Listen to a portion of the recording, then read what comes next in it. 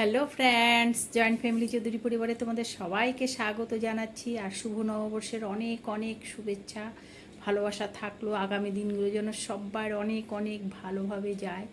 ভালো থাকো তোমরা, সুস্থ থাকো, এটাই কামনা করছি। তো চলো আজকের ভিডিওটা শুরু করে দিই। আমি ভিডিওটা সকাল থেকেই শুরু করে দিলাম। এটা ছিল ফুল বিহুর দিন। এত বৃষ্টি ছিল, ঝড় তুফান। আর তোমরা জানোই আমি আসামে থাকি। আসামে মানে বিহু বলতে বিশাল বড় একটা ব্যাপার। সবার খুবই আনন্দ, রঙালি বিহু এটা, হাসি রেমালি ফুর্তি, মানে দুর্গাপূজার মতন। তো যাই হোক, এত ফুর্তির মাঝখানে সকালবেলার বৃষ্টি দেখে সবারই মনটা খারাপ হয়ে গেছিলো। তো তবুও তো নিয়ম তো রাখতেই হবে। তো আমাদের যেটা চট্টগ্রামের নিয়ম, সেটা ফুল বিহুর দিন সকালবেলা এই যে নিম পাতা আর ফুলের মালা লাগাতে হয়। তো সকাল সকাল আমার ছোট যা এই যে নিম পাতাটা সকালবেলায় পুজো ঘরে যে লাগিয়ে দিচ্ছে। আর ঘরেও আমাদের এরকম সব ঘরের দুয়ারে নিম পাতা লাগাবে আর মানে ফুলের মালা লাগাবে।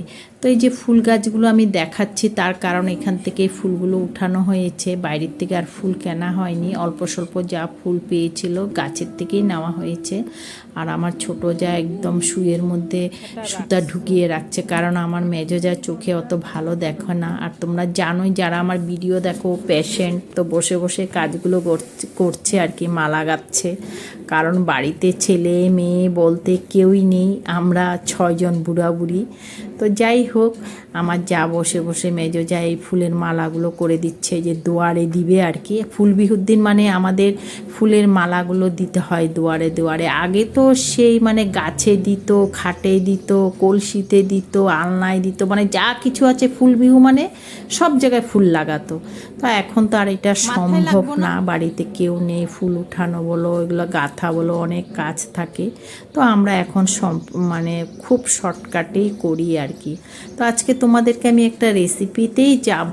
এটা আমাদের সংক্রান্তিতেই করে, এগুলো লাবণ বলে। তো আজকে আমি তোমাদেরকে শুধু একটা লাবণেই দেখাচ্ছি, সেটা হলো গুড়ের দেওয়ার এনেছিল বাজার থেকে, মানে এবার বড়ইয়ের গুঁড়ো এনেছিল। এই ফার্স্ট আমার হাতে বানানো, বানাই জানি কিন্তু আমি কোনো দিনও বানাইনি। তো ভয়ে ভয়ে বানাচ্ছি। এই যে দেখো, গুড়টার পাক দিয়ে নিলাম আমি। বড়ই গুঁড়োগুলো কিন্তু বাজার থেকে কিনে নিয়ে আসছে ঠিকই, কিন্তু খুব একটা সুবিধার লাগছিল না। মানে গাছের বড়ই মানে গুঁড়ো করে যেটা বানায় এটা খুব ভালো হয়, কিন্তু কষ্টও আছে, শুকিয়ে গুঁড়া করতে হয়, বিচিগুলোকে বের করে দিতে হয়। তো যাই হোক, দেখো আমার মনে হচ্ছে গুড়টা হয়ে গেছে। আমি সব আইডিয়া করেই বানাচ্ছি। আমার নন্নাস খুব ভালো বানায়, অবশ্য নন্নাসের থেকে জিজ্ঞাসা করে নিয়েছিলাম।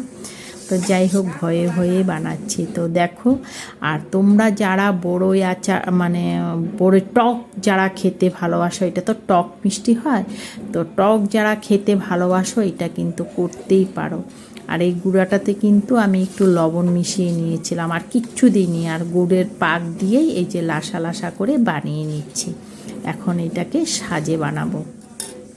তো তোমাদের যদি ভালো লাগে বড়ইয়ের কারো মানে এরকম সাজে দিয়ে লাবণের মতন বানিয়েছি, যারা খেতে ভালোবাসো ওরা কিন্তু আমার এই ভিডিওটা দেখে বানিয়ে খেতেই পারো। তো যাই হোক, দেখো আমাদের সংক্রান্তিতে লাড়ু লাবণ এগুলো বানাতে হয়। লাড়ু না, লাবণেই বানাতে হয়। অনেক কিছু লাবণ বানায়, যেমন ধরো খইয়ের গুঁড়ো দিয়ে বানায়, মুড়ির গুঁড়ো দিয়ে বানায়। আমার যা কি বলছে দেখো। আর হ্যাঁ, তোমাদেরকে যেটা বলছিলাম যে অনেক কিছু লাবণ বানানো যায় জানো, মানে যেমন ধরো শিমের গুটি দিয়ে, শুকনো আর কি শিমের গুটি দিয়ে লাবণ বানানো যায়। তারপর মিষ্টি আলু দিয়ে লাবণ বানানো যায়। তারপর চালতা দিয়ে লাবণ বানানো যায়। অনেক কিছু লাবণ বানানো যায়, আমাদের চট্টগ্রামের লোকরা করে। আর জানো, প্রথম যখন মেয়ে বিয়ে দেয় তখন আমাদের প্রথম এই মানে আটকড়ই, খইয়ের ওখরা, এইরকম লাবণ দিয়ে প্রথম বছর মেয়েদেরকে তারপরে নায়রটা নিয়ে আসে আর কি। এটা আমাদের মধ্যে প্রথা আছে। তো এখনও আমরা কিছু করি। যে দেখো যে লাবণটা কি সুন্দর সাজটা উঠেছে, যখন হয় না তখন কিন্তু মনটা বেশ ভালো লাগে। আর এদিকে আমরা তিনও যে যেদিকে পারছি দাঁড়িয়ে বসে যেভাবে পারছি মানে লাবণগুলো বানিয়ে নিচ্ছি। জয়েন্ট ফ্যামিলির কিন্তু মজা বেশ, যেদিকে পারি কাজগুলো করে ফেলি। যে দেখো আমিও করছি এদিকে। তো যাই হোক, তোমাদের আমার যদি এই ভিডিওটা ভালো লাগে তোমরা একটা লাইক কমেন্ট শেয়ার করে দিও, আর যদি নতুন বন্ধু কেউ আছো দেখে থাকো তো একটা সাবস্ক্রাইব করে দিও।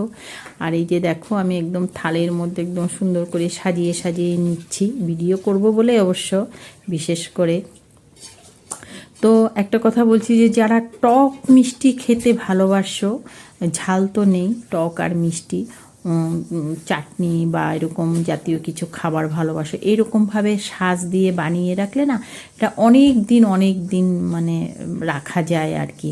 আর ধরো যারা দূরে থাকে ওদের জন্য বানিয়ে রাখলে এগুলো পাঠাতেও কিন্তু বেশ মজা লাগে।